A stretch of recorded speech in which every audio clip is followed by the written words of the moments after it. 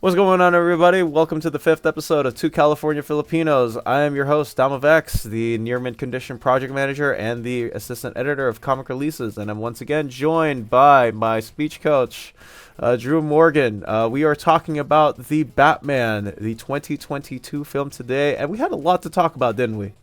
Yeah, I mean, it's, one movie, one 3 hour movie, but we talk, we cover things we like, cover characters, the same old stuff that we've been covering. But I think really when we break it down, like we see all the highs of the film. And, some people will talk about what they thought were the lows or whatever. But overall, fantastic movie. Had a fun time rewatching it and then had a fun time talking about it.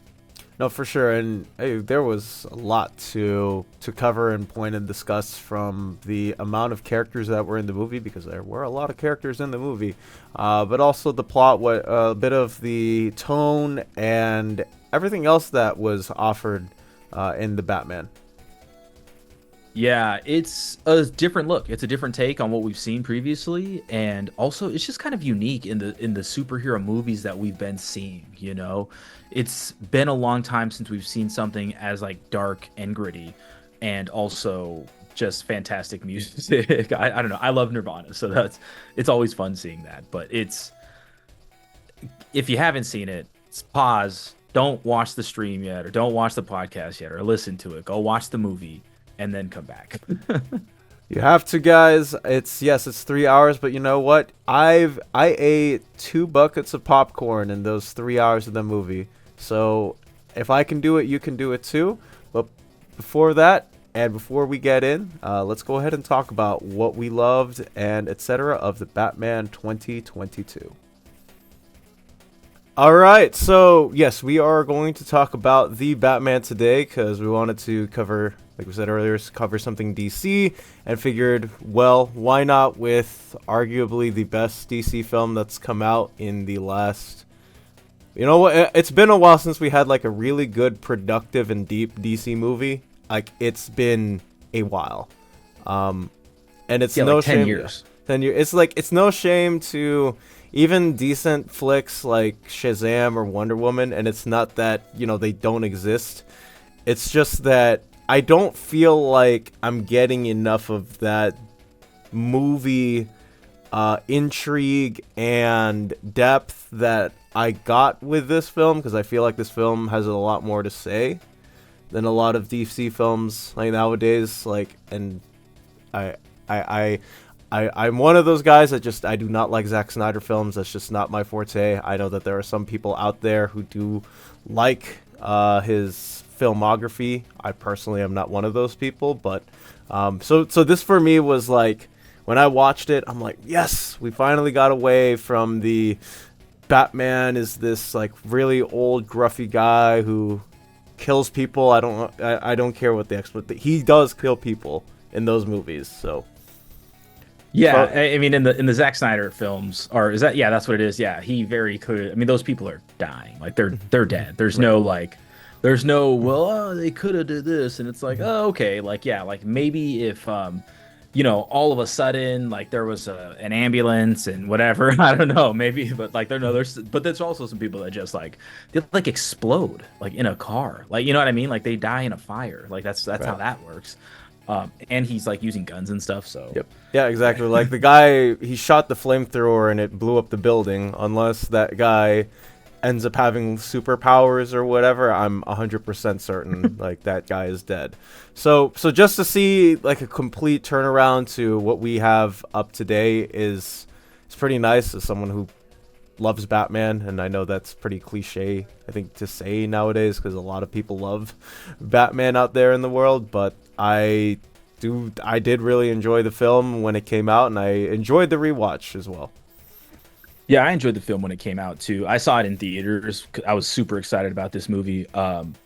Yeah, I thought it was refreshing to see a superhero film, especially because I mean this came out in 2022, but to see a superhero film that was actually done with like some sort of personality, it just it didn't feel generic like a lot of the other superhero films, and not just superhero films, but like movies in general, because over the last, I'd say, like 5 to 10 years, like movies have just gotten really generic and maybe they've always been like that. Maybe I'm just older and I recognize it more now, but it definitely, whatever it is, I'm like picking up on it more now.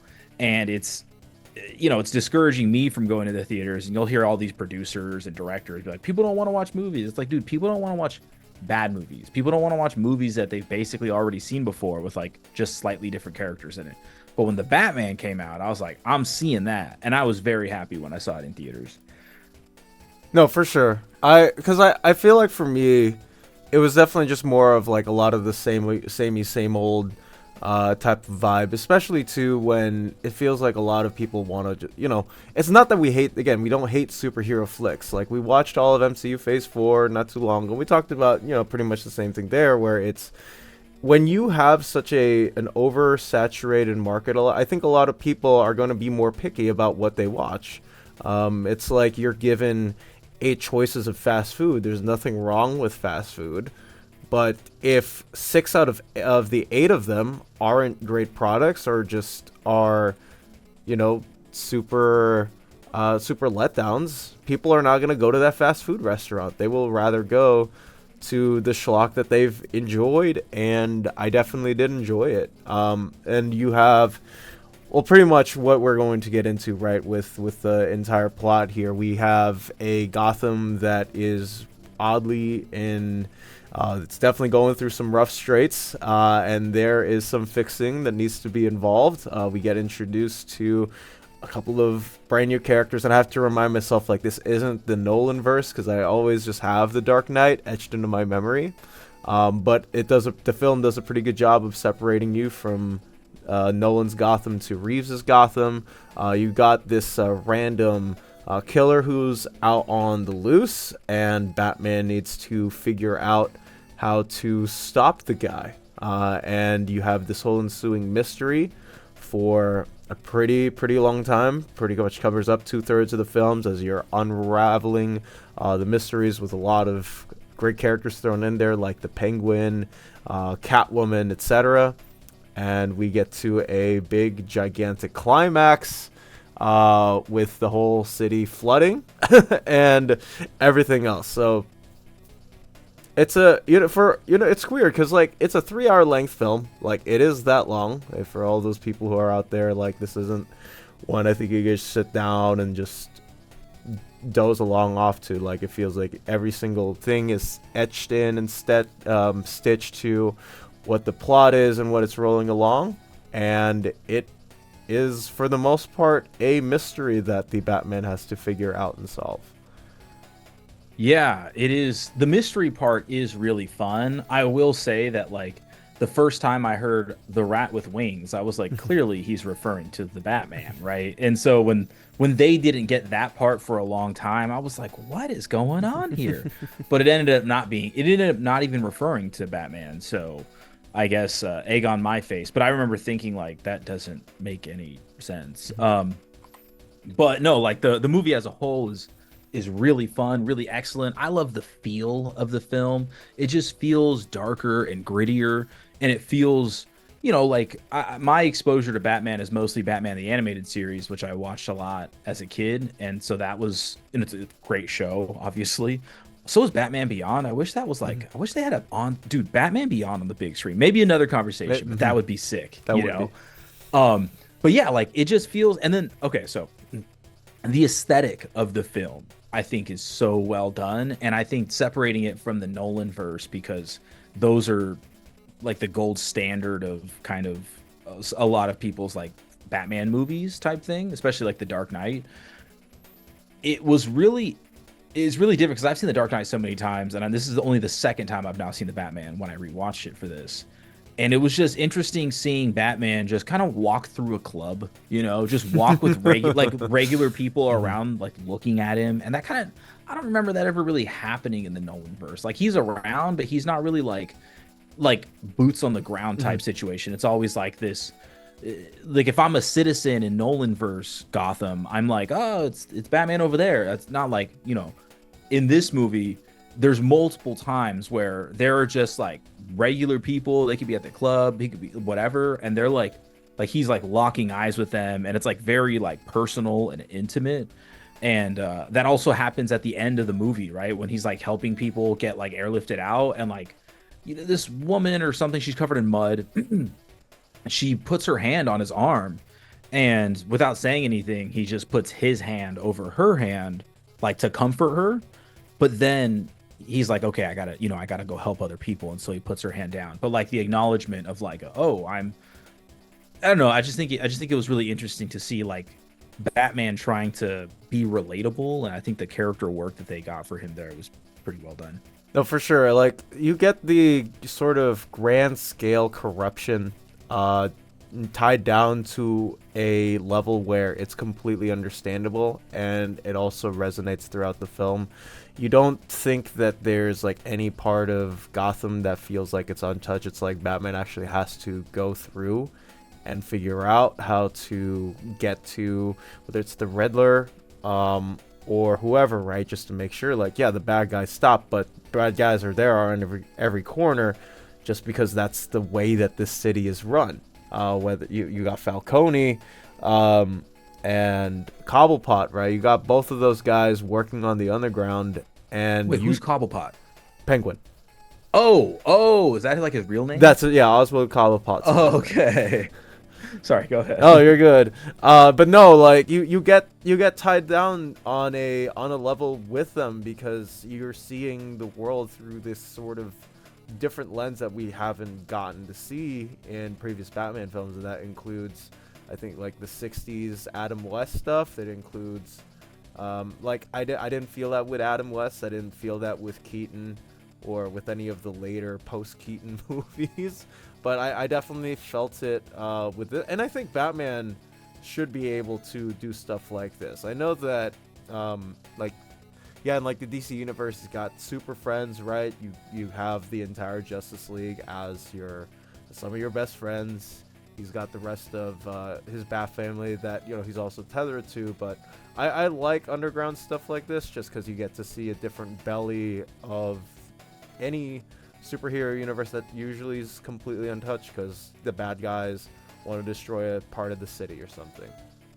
Yeah, it's not so much like I think that's what makes it so good too and so different is that it's not just like, oh, here's the bad guy. We're gonna go fight the bad guy. Oh, we lost the first time, but we'll get him next time or something like that, which is the plot of so many like action films or superhero films. But you're right, like being able to the world building, but then I don't know, it's really the seeing Batman just like in the underground and just interacting with like people, right? And people are like, okay, this guy's weird, but I mean, I have to answer his questions or I have to talk to him because I mean, clearly he can beat the crap out of me. Not that he's always threatening somebody, but people feel like they do need to cooperate, and that kind of makes sense, right? If someone showed up like that and they're so physically intimidating and they have the reputation that Batman has, I'm probably just going to cooperate. So that, that really makes sense to me. And I don't know, I love the world building of this film. It's so cool and it feels so real and not like a set piece. Like nothing feels like a set piece. Everything feels real. So it's like you could actually walk in Gotham and feel that you could be part of this universe that they've set up. Mm-hmm. And I love that it's also different from the Nolanverse movies in that like Nolan's Gotham was excellent too because of the grand scale. Like whatever, the shots that he made up for it, it's like, okay, you could feel like the city is big, it's bustling, it's there, but the energy is also like for Batman, what I loved about some Batman comics, this happens to be the first Batman. Like the first Batman run I read was Scott Snyder's Batman. It ran from 2011 to 2016. And I'll talk about later how they adapted a certain arc from that run to this movie. But what I loved about that series just in general was that Scott Snyder was able to characterize Gotham in the same way that he characterized Batman and some of the supporting characters that were in that book. I do think that it is integral to because of the not only the city's rich history, but also the people who live in it and who use Gotham for either good or bad. It's super important to give and flesh out the ground that these characters are stepping on, because it's so integral to the story and the lifeline of what this movie brings along. And I thought that they really, really played that well in the Batman. Yeah, I can't say enough about the world building, the overall sort of plot. I know. Is there anything else you wanted to cover on the plot? Because there were some characters that like I thought it was cool. It's cool talking about the characterization of. I mean, you kind of shifted towards that, anyways. Right. But I want to like lay out quickly that in that same run that I talked about, so quick story.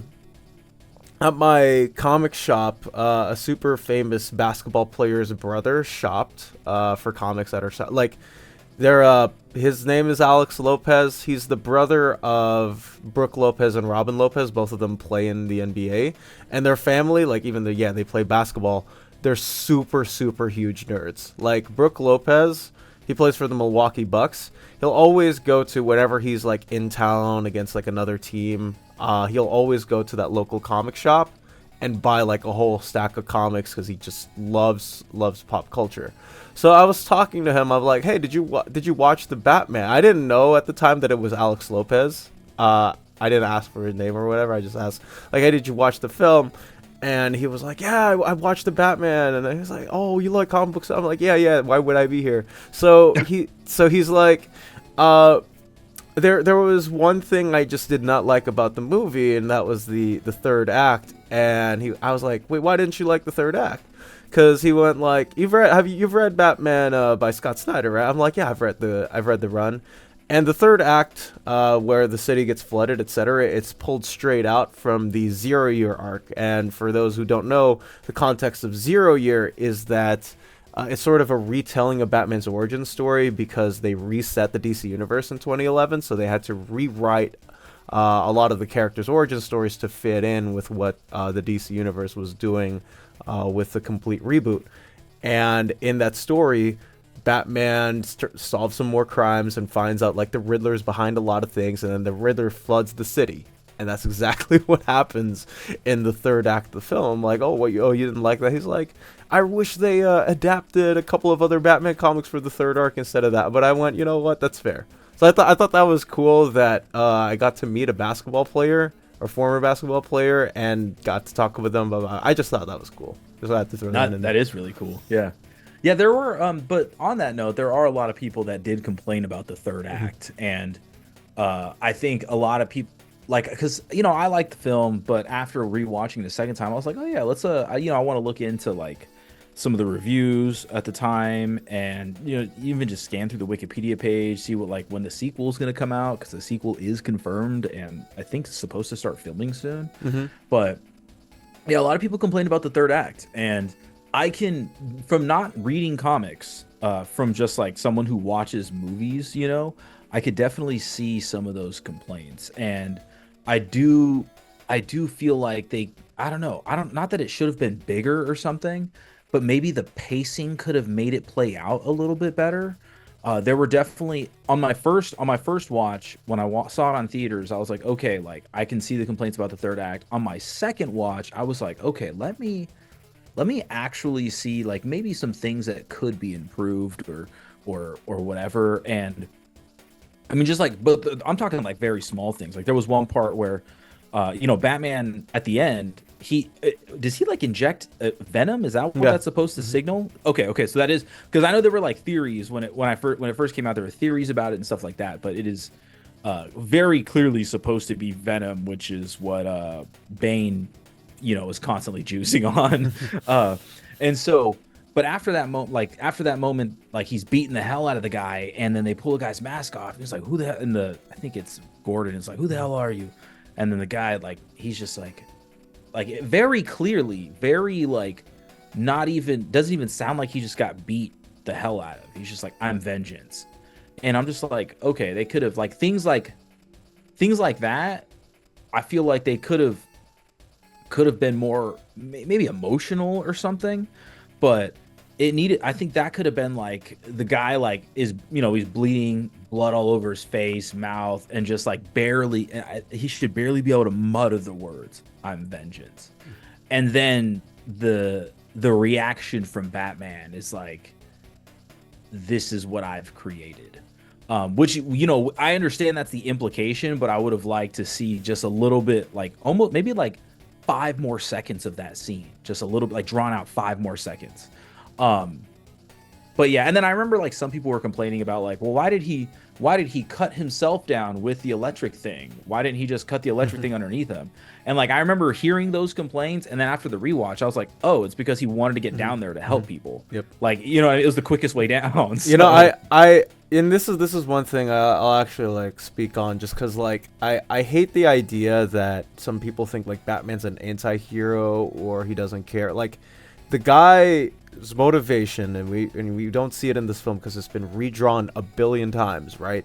His parents died in an alley when he was a kid by a mugger, a random mugger, and he made a vow that never would anyone in Gotham have that happen to them ever again. And by that, like, he became a superhero. And I love, like, at least in the third act, like, he's trying to help Gotham because at the end of the day, Batman does care about the people that live in his city. That's why he does it. It's not like he's out there for money. Like, he's already got that Bruce Wayne persona to work with. But at the end of the day, he just wants to make sure that everyone in his city is safe. If you watched that episode of Justice League, the one with the kid, her name's Ace, where like Amanda Waller, like she tells him like, hey, she's about to die. Like Batman like pretty much spends a whole day with her, even though like Ace knows like her time's almost up. And you realize like, yeah, he might be brooding. He might throw around a couple of lines where you're like, does this guy even care? No, like the guy cares. It's just that he does it in a much different way than a lot of the other super. I hate the idea and notion of like yeah, we can deconstruct the superhero genre and figure out like what like yeah, can we tear it down and figure out like what would actually happen? Like that's why I love The Boys, But at the same time, it's like these are cape story comics by a character whose motivation is essentially defined by the will to help others, and I hate that like. We've sort of strayed away from that in the last couple of years because that's what I really liked about this film and the ending of that plot. Yeah, I feel like one of the reasons it's kind of straight away is that there's almost in so many movies there's almost too much action and not enough like actually saving people or risking their lives to save people. And now I remember Sam Raimi's Spider-Man movies being at least the first two being so good, because Spider-Man, he saved so many people. I think it's Spider-Man 2 where he stops the train, right? Yeah, one of my favorite scenes ever. Yeah, that scene is so sick, man. And it's like I can't think of the last time I've seen that in a movie, outside of like obviously in the Batman, he's saving all these people. Like he spends pretty much what seems to be like all night, at least a few hours, because it's like dawn, at the end of the film, just helping like paramedics and firefighters and stuff save people. So in the Avengers film, we got to see the Avengers like in the towers when they're like crumbling or falling, like get civilians to safety, and different parts. Like in Iron Man 3, I remember when they jumped out of like the plane or whatever, because like the Mandarin or whatever was gonna like blow up everything. Tony saves like 13 or like all of the guys who are jumping out of the plane. Oh, I do remember that. Yeah, like there's scenes like that where like I'm reminded like, yeah, they're not just there to defeat the bad guys. Like my friend in Malaysia always tells me like he always harkens to Namor. I can't remember the exact like panel or whatever he's saying, but he says like, yeah, like the essential core trait of a superhero is always to save people and do the right thing. If you're not doing that, you're not a superhero. So that's but I like the decision process too. Like I want to see like superheroes wrestle with like things that they want to do versus things that they're supposed to do, and you get a little bit of that. You get that a lot in like the Batman, but I mean he doesn't really have to make a choice at the end of how like who to save or what to do, but like you can see him come to the realization, right? I think I don't remember if it's Spider-Man 1 or Spider-Man 2 with Tobey Maguire. Oh, Spider-Man 1. I he's like he said choose between MJ and like the bus of people, I think it is, and he tries to. I think he ends up doing both, but he does both. Yeah, like just being faced with the decision, and I don't know, maybe the decisions.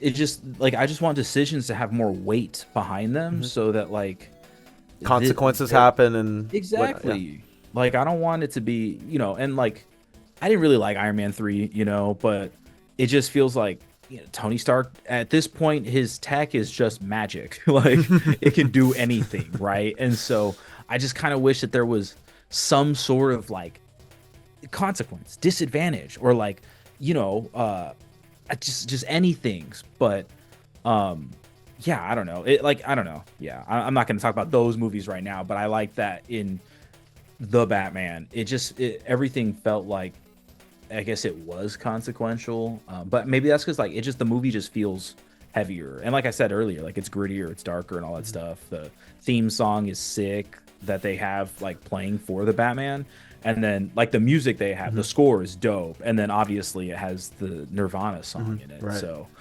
yeah, Yeah, no, that's I think one thing that we just sort of forgot to mention in the Indiana Jones and Star Wars films. Like John Williams is like the greatest guy ever, and we forgot to mention that. But it's not anything against it. It's just that those movies are so great that it feels like a foreground thing, even though it shouldn't be, right? Because I think those films are definitely propped up too by the music. But I mean, Michael Giacchino. He has a lot of weight to wrestle against because he's got Danny Elfman's classical Batman score, the na na na na na na, and then Hans Zimmer on the Dark Knight trilogy. So yeah, he's got a lot of competition, but to have something that's still stuck out, and not only have that, but it's like iconic, dude. Right, exactly. It's sick. Yeah.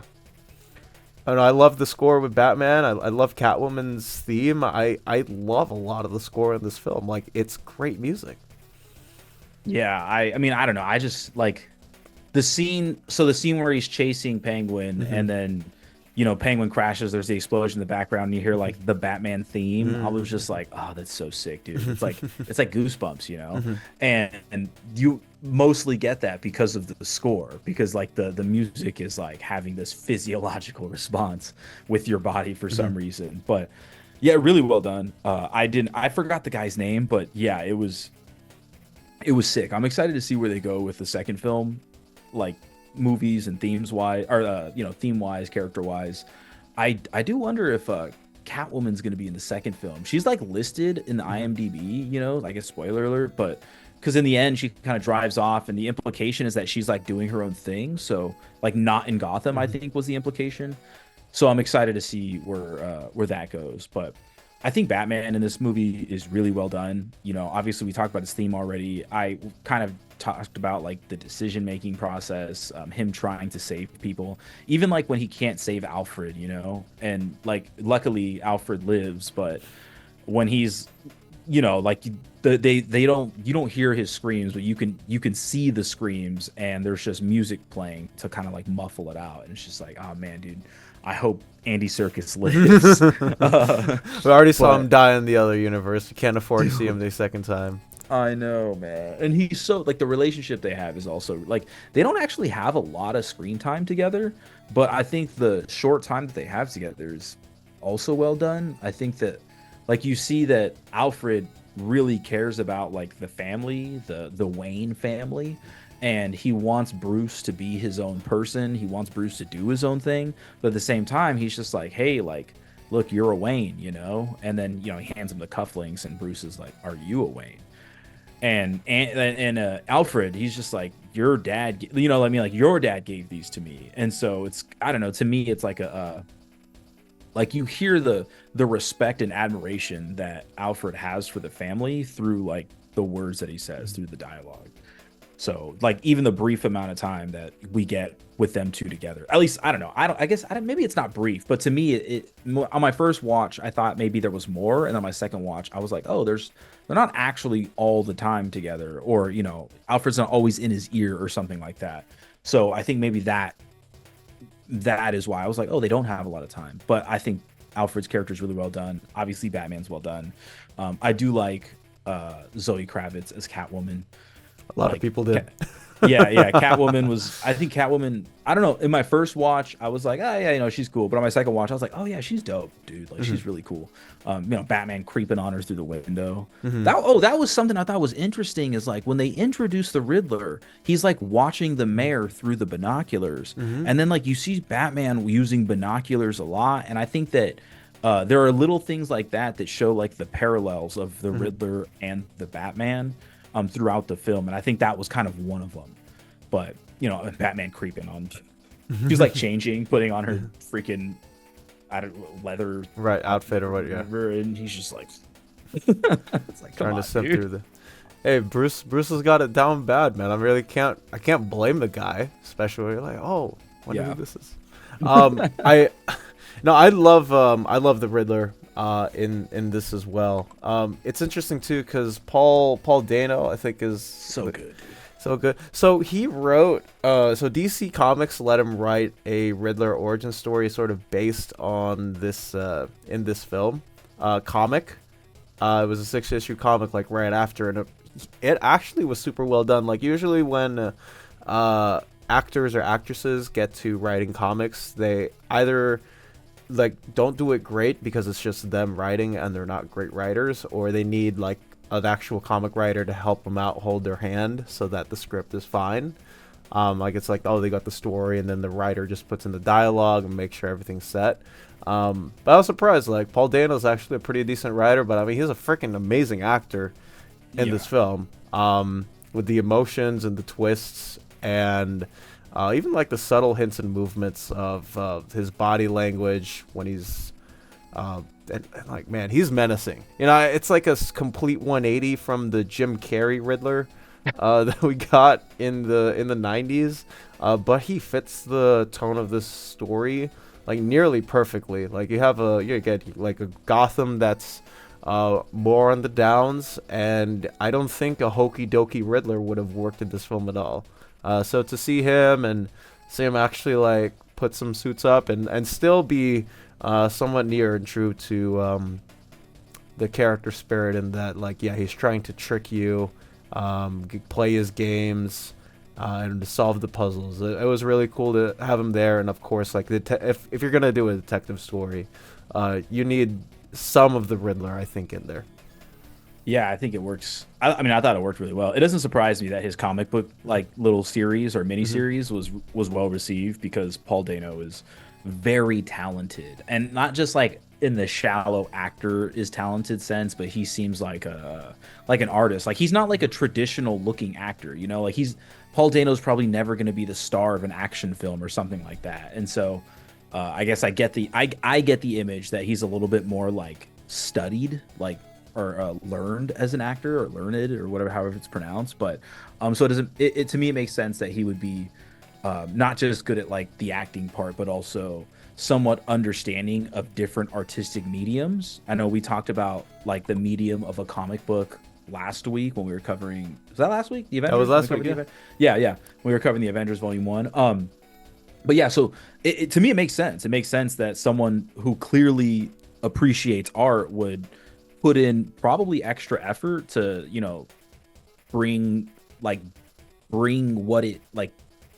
bring the most out of the medium, basically, on what is probably his first try, which is, really cool.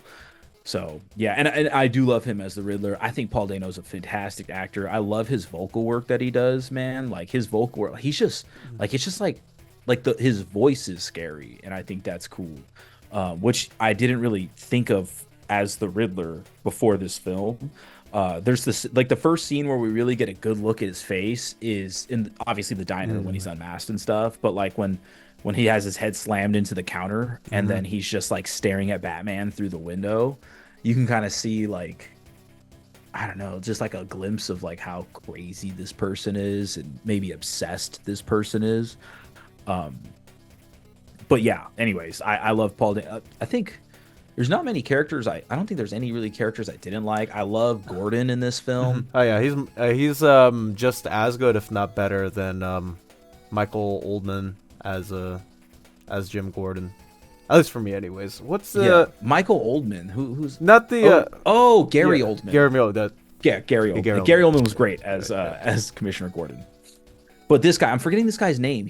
Obviously he's in Westworld. That's how I first like kind of found out about him. He's in some other films now Is too. it Jeff Wright?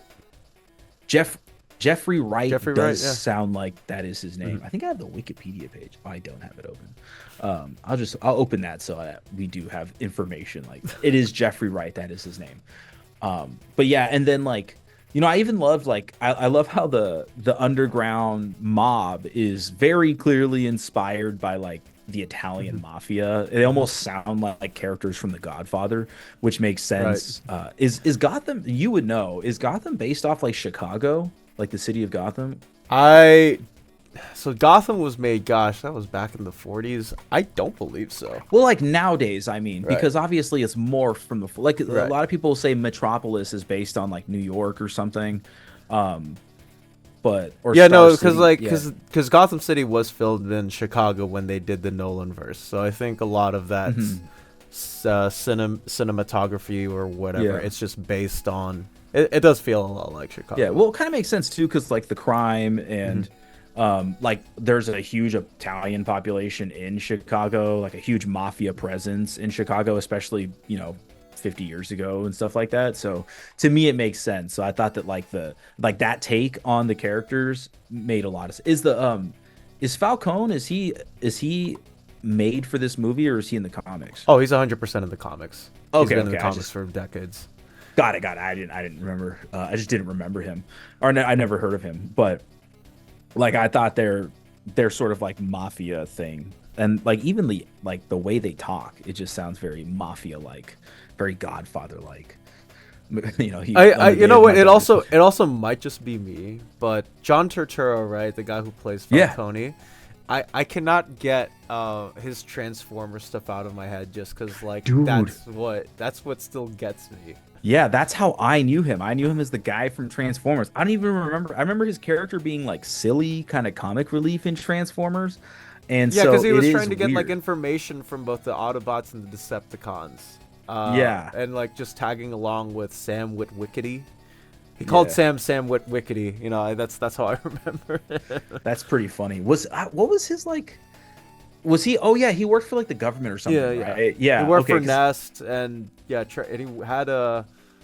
he got like a Russian guy as his driver or whatever. Yeah, I remember in the third film. So that's how I remember him. That stigma's still there. Like it's nothing against the film. I just can't get my head around the fact that this guy was like a super weird, silly guy who ran around with the Transformers back in like the late 2000s, early 2010s.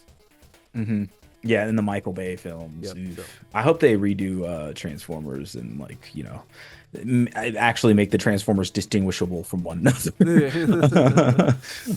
But yeah, no, John Turturro, that is his name. It is, the first. I think this is the same thing too. The first time I saw him in this film, I was like, oh, like that's. I remember. I'm like, where do I know this guy from? Like, he's not like super menacing. But on the rewatch, I was like, oh, like he's doing work with this Falcone, with the Falcone.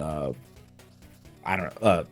Character, but yeah, like I don't know, I liked him as that too. I thought I think the way they write this character makes him even sort of more frustrating, the way that like he interacts with his daughter and talks to his daughter, and just like, I mean, presumably women in general. I mean, I think it's explicitly stated that he also like choked Catwoman's mom to death or something like that. So pretty, just scumbag guy. And so but like with the actions and the dialogue, I think make it. And then John Turturro does really well, especially like, the sort of like ending, like leading up to the climax of when Catwoman tries to go kill him, and then he is gonna start choking her to death. He's like, he goes, "You think this doesn't hurt me?"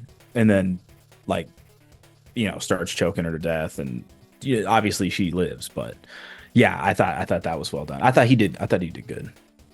No, for sure. And I loved a lot of the like every single character who you meet that isn't like part of your regular Gotham City life, all of the bustling, like the criminal acts like Penguin and etc. Like I thought they were all well done. in the film, even if like they're not on for like an extended period of time. You do get a pretty good picture of just what it's like to be a bad guy in Gotham, and to see like how they react to Batman. It's like, oh yeah, all the bad acts of capitalism, like right there in cold blood. It's pretty cool. Yeah, you see the it's funny, like maybe a lot of people, I think some of the politics of the film caught people off guard, especially when Catwoman at that one point says something about like rich Hmm. white men or something like Hmm. that, or I forget the exact line, but I know that line did that. I mean, to be fair, that line was very on the nose, and I was just like, not that it seems out of character for her, but I think a lot of people weren't catching on to that Hmm. at first. But like there are points when Gil, the DA, Hmm. is like when he's about to die, and Batman's asking him questions, and he's just like, "Who's the rat?" Blah blah blah blah blah blah blah. Like who's behind this? And Gil's just like, he says something like, "It's the whole system. The whole system is like this." And you get the idea that like, oh, like system is two letters a word from the word systemic. Hmm. And so you get the idea that like, yeah, it is, there are root causes to what's going on. But I also think that the way that like the money from the billionaire, Bruce Wayne and the Wayne Foundation, I think that the money that he was giving to the city and how that's being misappropriated, I think that's also pretty like realistic too. Like you see that a lot. You see that in a lot of places, and it's hard to argue against like philanthropic stuff like that because surely some of the money is being used for good in real life. In the movie, it's pretty much indicated that it's all used for bad, but in real life, it's usually like some of it's used for good and a lot of it's used for like just either scummy stuff or people skimming off the top or People just embezzlement. being selfish, etc. Exactly, not doing what they're Hmm. supposed to do. And I know people that work in like politics, and like they have to like write proposals for grants to get funding for certain things to work with like youth development and stuff like that. And so when you see funds misappropriated, it does suck because you're like, man, like there are good like nonprofit agencies or organizations that have to compete for like scraps when a lot of money is being kind of thrown out the window. So I did appreciate that. And like the kind of like you also see the relationship between what would be like a billionaire politicians and a large scale criminal organization. So not that I have any insight there, but I feel like it would make a lot of sense that these people would have access to each other at the very least. And I mean, that's why I love that we're all thrusted to see, or thrusting into the world of Bruce Wayne, right? Because, well, yeah, let me just say, like, Robert Pattinson completely shattered, like, all expectations that I had with him, and, like, cause the acting. Oh my gosh. I think he's probably my favorite on-screen Bruce, and He's Batman. fantastic. I can't say any amount of lack of good stuff. Like there is nothing but great stuff from what he's portraying in this film, but also like, yeah, how does Bruce react to seeing all of this go down when he sees like the system isn't working? And not only that, like not only as Bruce Wayne, because we do get to see a bit of him as Bruce, which I think was necessary and needed. You get to see like how does he act when he sees everything under the system that's being exploited when he's Batman. People like the Riddler taking advantage, or crime mobs and crime families taking advantage of the poor roots of the system that Gotham's created.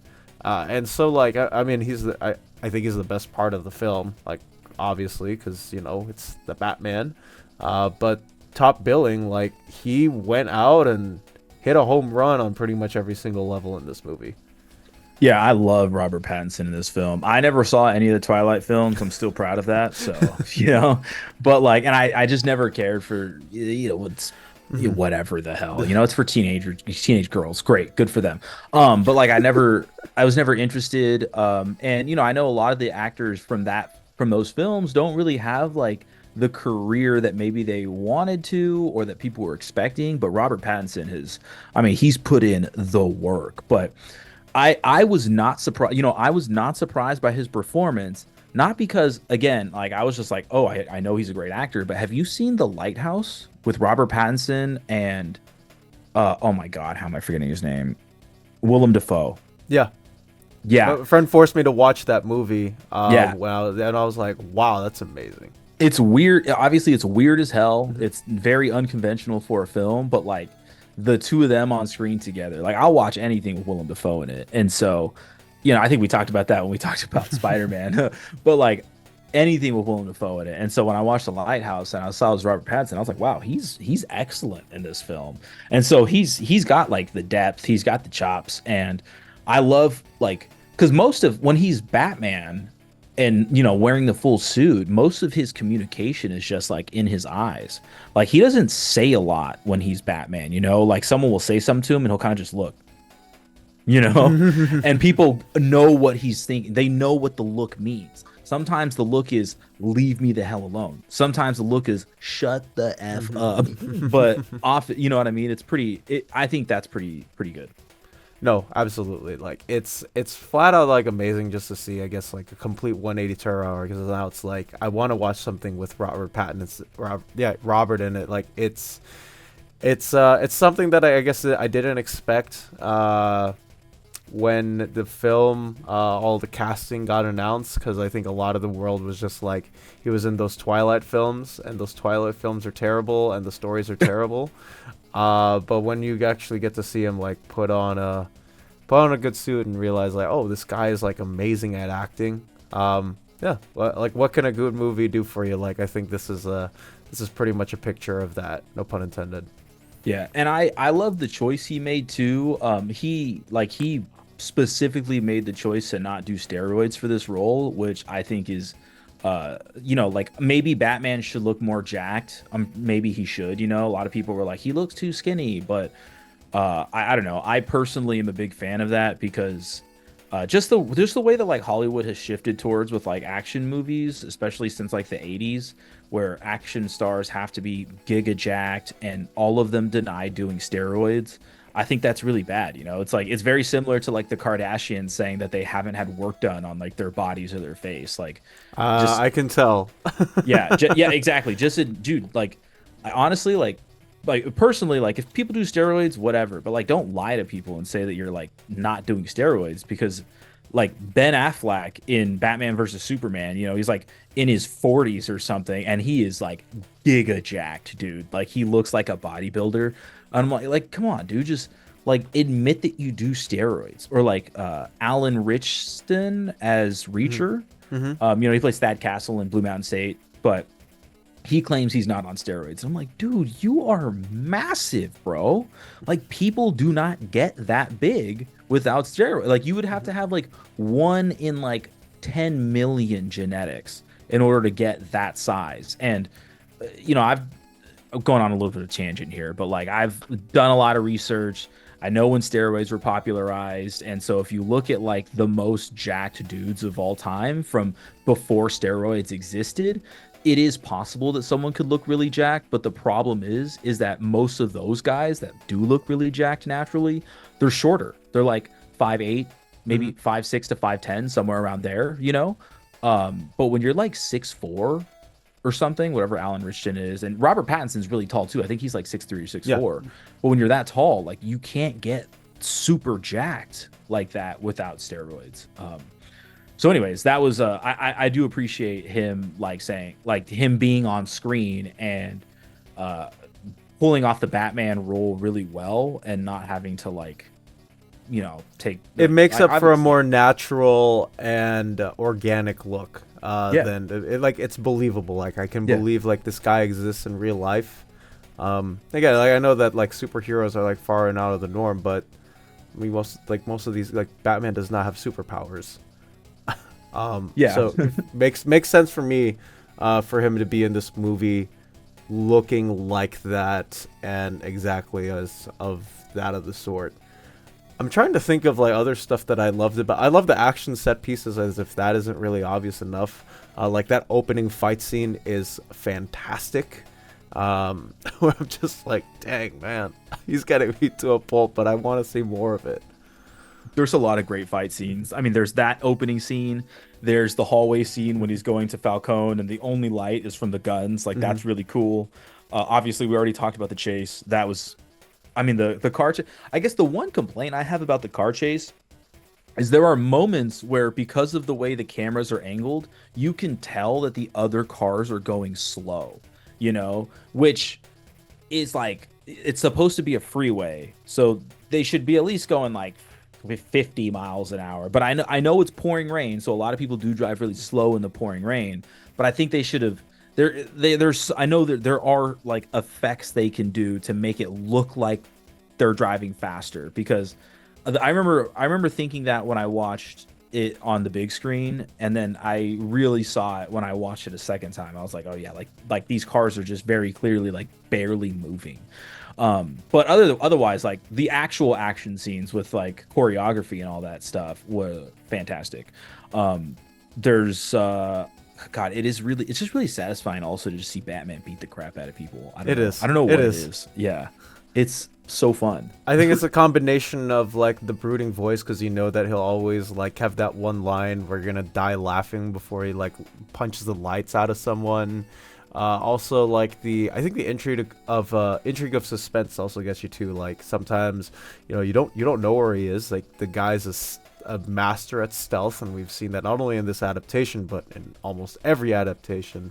Even the Snyder films had that, which I was super surprised by. I'm like, oh, he's actually like sneaking up on people. That's cool. So I think it's like a combination of that, and I mean, yeah, like you're going to a Batman film, at least like have some people getting beat up, because that's what he's there for. Oh, absolutely. Yeah. But I love the noir style of it too. Like for me, it's a good blend of the noir detective stuff, the gritty suspense, and also the action scenes.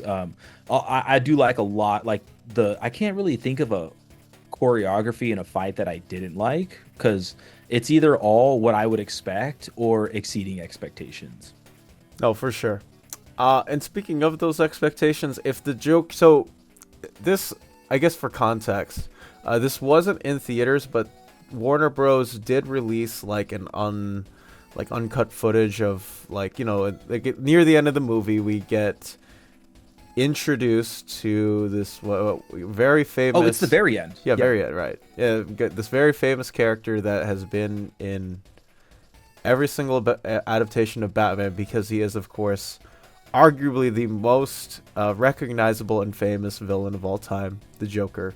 Do you have any expectations set in for whatever the next film? Are you happy, sad with, I guess, them possibly using the Clown Prince of Crime, or?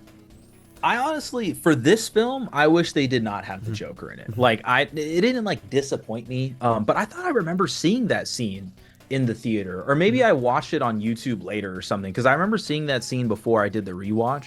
But I do think that like, they should have just left him out. Like, it was fine. It also felt like, especially when I watched, because I watched it on Hulu, but the scene, it goes, Batman and Catwoman kind of driving away from each other, or riding away from each other, and then it goes back to Arkham, and we see, like, it just feels like going back to Arkham and hearing the Joker laugh and say, "I'm your friend," to the Riddler is not like the last thing we should see on screen. It didn't do anything for me. As far as the next film, I don't know. I don't like I'm curious to see how it goes. Like, I will absolutely see the next film in theaters. That's like not even questionable.